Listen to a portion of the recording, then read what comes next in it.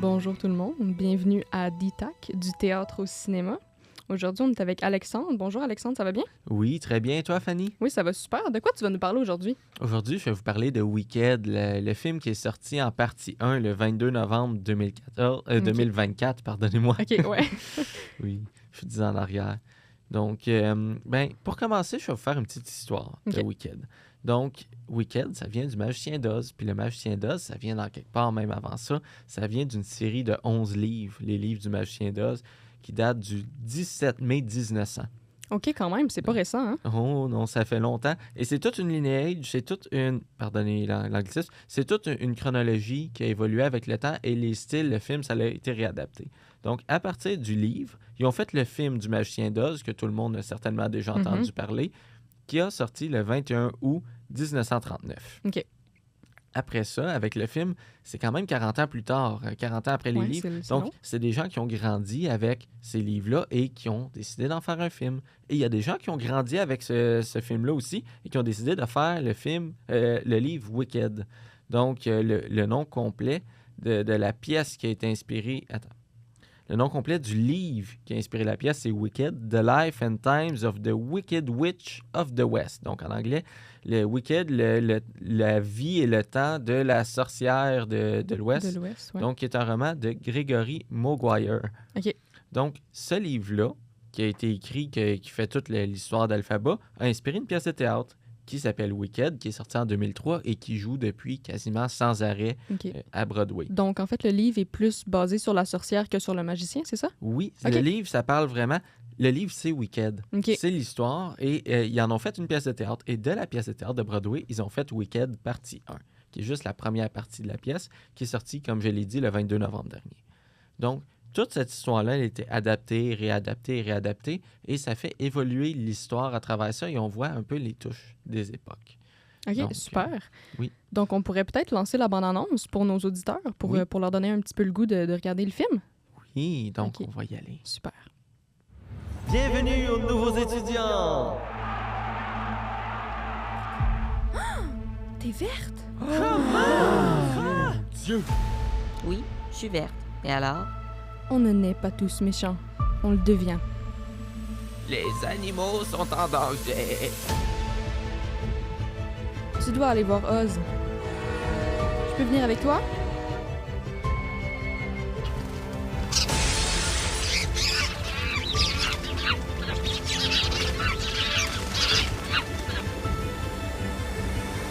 Tu n'es qu'une sorcière peau verte.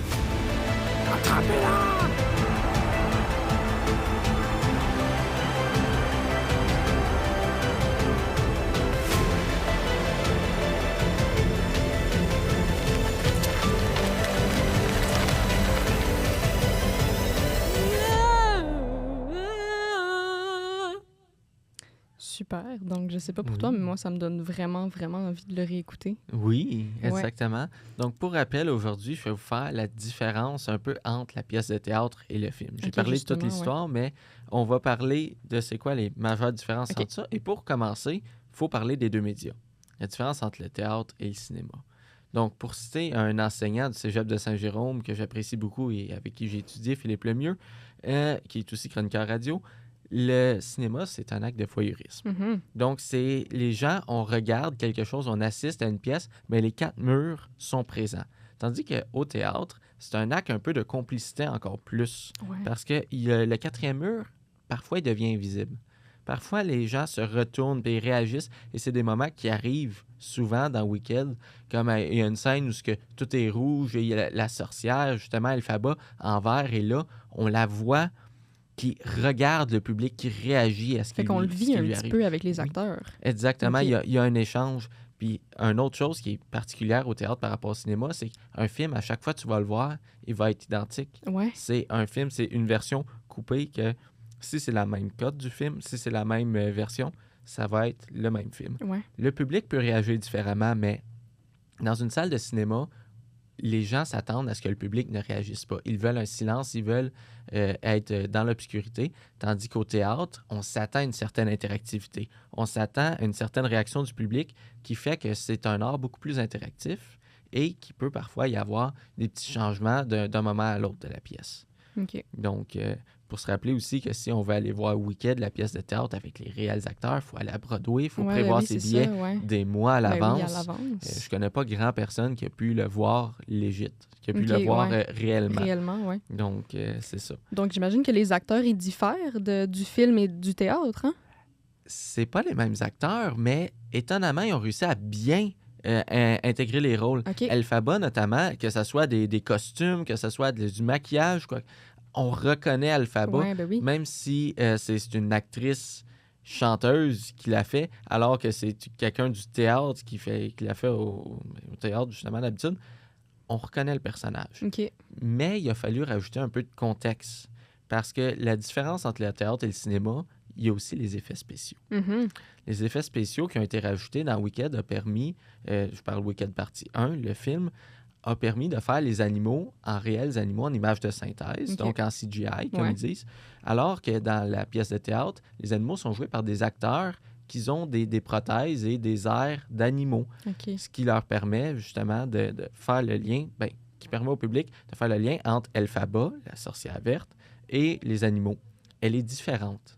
Elle se sent différente et elle voit des gens différents qui sont en danger, pour ne pas spoiler le film, Ouais. le scénario. Les animaux, il y a un problème avec ça tout au long. Et elle s'identifie à eux. Mais dans le film, comme c'est littéralement des animaux puis qu'elle est juste verte, il a fallu en rajouter un peu plus Ben pour oui, c'est réussir sûr. à faire le lien. Donc, avec ça, il y a eu des personnages et des scènes qui ont été rajoutés, notamment Dulcie Bear. OK. Dulcie Bear, c'est l'ours nounou qui s'occupe d'élever Ouais, Elphaba au début, là. suite au rejet de son père. C'est au tout début du film, je ne Ouais. spoil rien.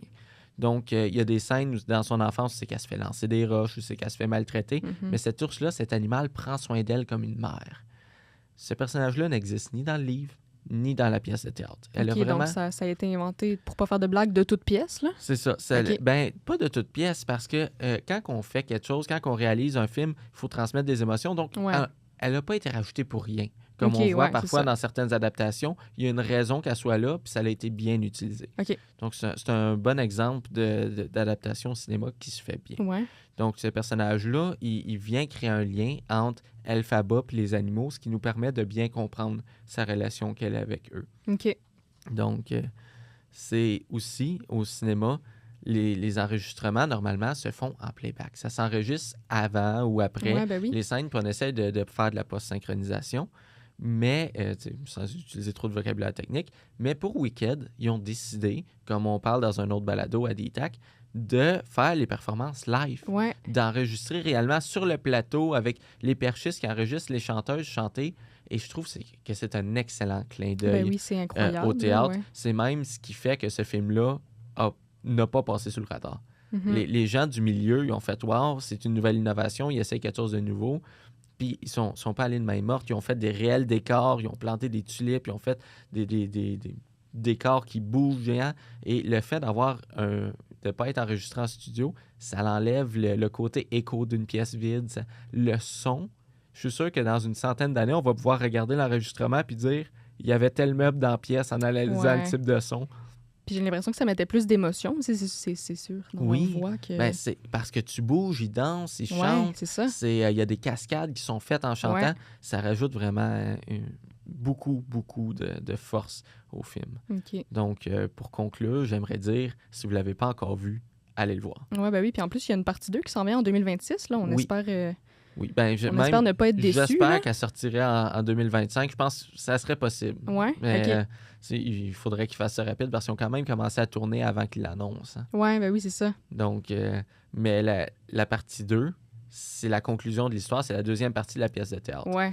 Donc, la seule chose que je reproche au film, c'est que la partie 1 se termine sans retour à la réalité. Ouais, ben oui, Le c'est ça. film, Ouais. c'est tout un flashback et si le film serait sorti tout seul puis il n'y aurait jamais eu de partie 2, sans retour à la réalité, ça aurait été un peu dommage. Mhm, ouais. Donc, Est-ce que c'était tout pour toi aujourd'hui? oui, c'est tout. Donc, merci de m'avoir reçu en Ben, studio. super, merci beaucoup. C'était Merci, super Fanny. intéressant ce que tu as dit. Oui. Merci. Donc, à la prochaine. Ouais, à la semaine prochaine, en fait, pour un nouveau podcast. Oui, Au salut. revoir.